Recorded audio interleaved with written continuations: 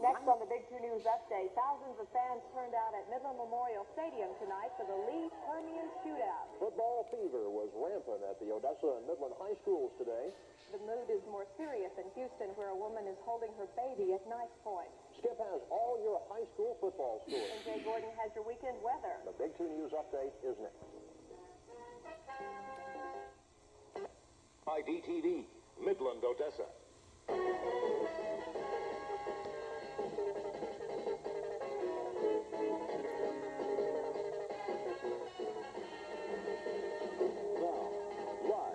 Midland, Odessa's news leader. Big 2 News Weekend Update.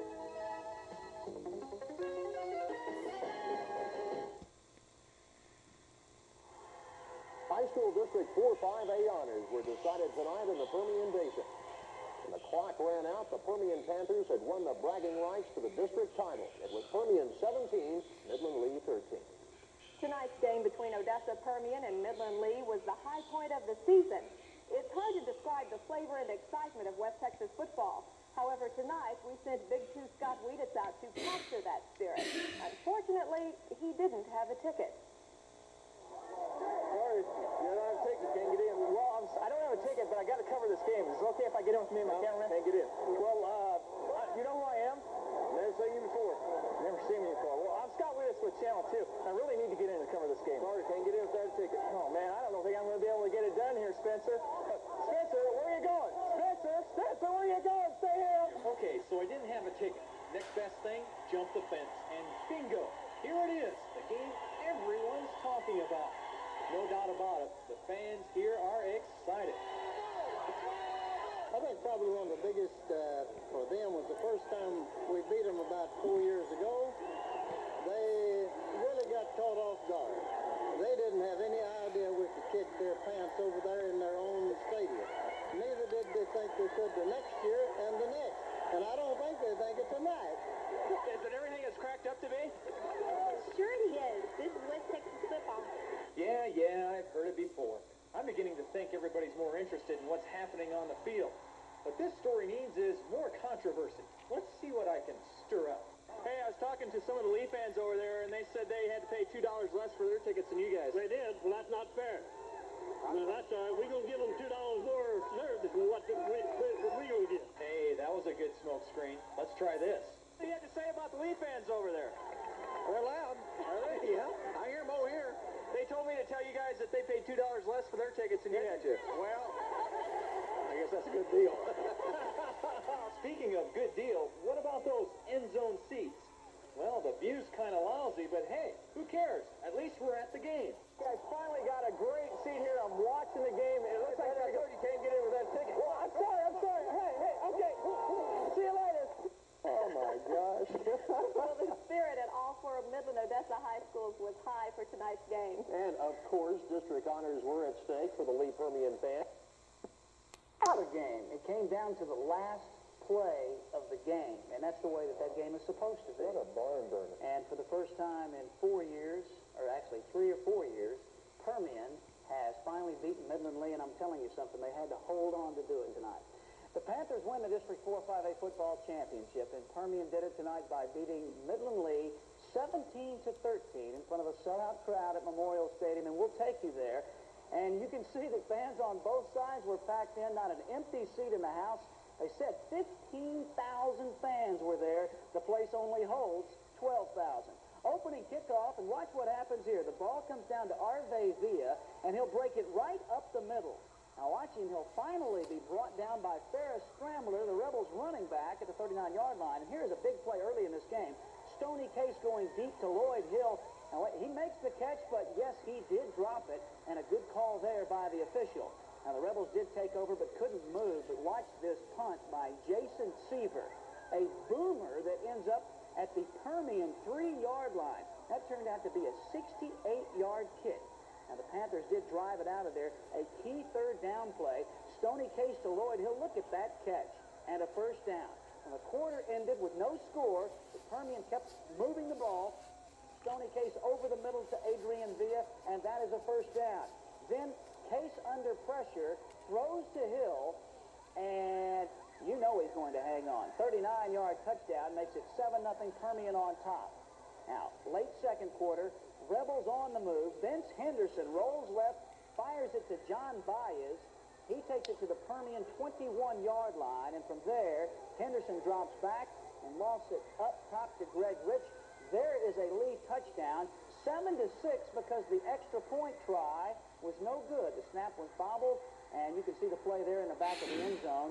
So it remains 7-6, Permian on top. Then with 1 minute to play in the half, the handoff goes to Arve Villa, and he'll break it right up the middle 60 yards, and is finally dragged down at the 15-yard line. 2 seconds to play in the first half.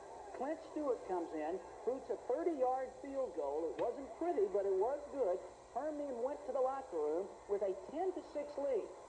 Now, early fourth quarter, Arthur Donnelly trying a 46-yard field goal, and yes, you can see, no doubt about it, roughing the kicker on Robbie Manelli. The Rebs then drive down 4th and 1. Ferris Stamler touchdown. Midland leading 13-10. But the Panthers would rally back. Stoney Case to Alan Wiles. Permian leads 17-13. But here come the Rebels. They drive the field. 7 seconds to play, and here's what happened.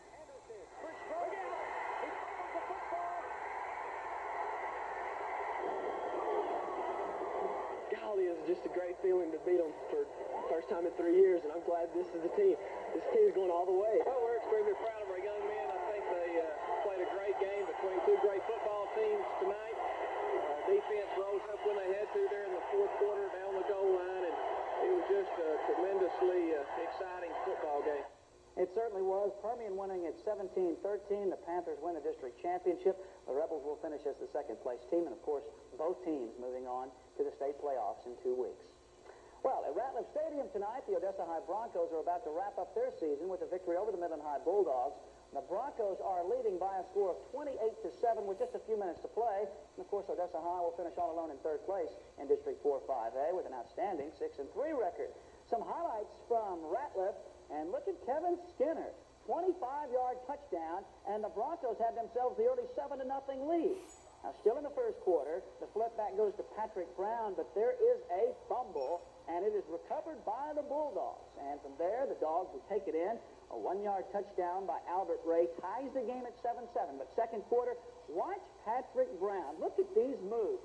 48 yards and down the far sideline. Looked like he made it into the end zone, but they called him out at the 1-yard line. From there, Patrick Brown would go up and over. Broncos led 14-7. They took a 21-7 lead at halftime. Right now, they are leading by a score of 28-7. And there it is, still in the fourth quarter, 28-7. So the Broncos should finish out at 6-3. Once again, Permian, number 2 team in the state, winning 17-13. San Angelo Central is leading Abilene High. That's now in the fourth quarter. And, of course, Abilene Cooper was open this week. In District 4-4A, Andrews and Fifth Spring, a wild scoring spree in that one with the Steers holding on to a 35-26 lead. Monahans over Sweetwater. That is now in the fourth quarter. Snyder losing to Pecos in the fourth. San Angelo Lakeview by 1 over Fort Stockton. That one's not over yet. Crane on top of Alpine. No doubt who's going to win that game. Greenwood beats Kermit 30-20. Ira Ann over Stanton. That is now in the fourth, 10-7. Denver City beats Brownfield tonight 20-15. Sanderson knocked off by Wink 8-0. Lamesa beating Slayton 46-19. That's a final. Colorado City losing to Ballinger 38-8.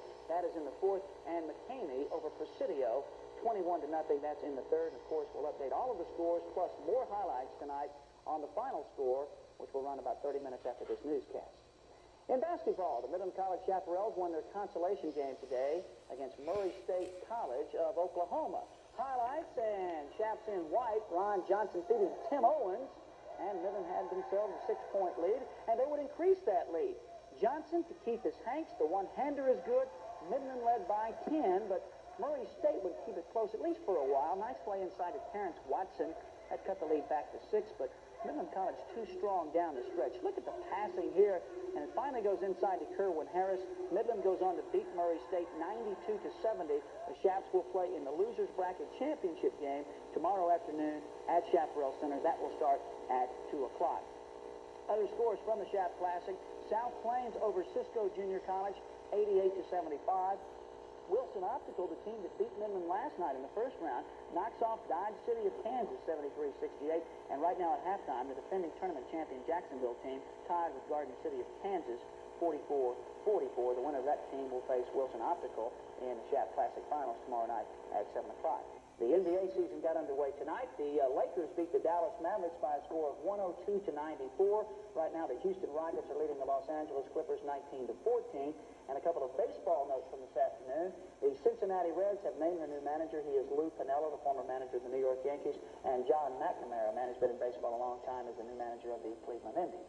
All right, and gosh, what an exciting football game tonight. All of them, but gosh, the Lee Permian game. Came right down to the wire. Permian wins it. Both teams are going to the playoffs, and if they do as expected in the playoffs, they could meet again in the state quarterfinals. Yeah. I'd kind of like to see that again. I'd like to see that myself. Okay. We'll have a final word in just a moment.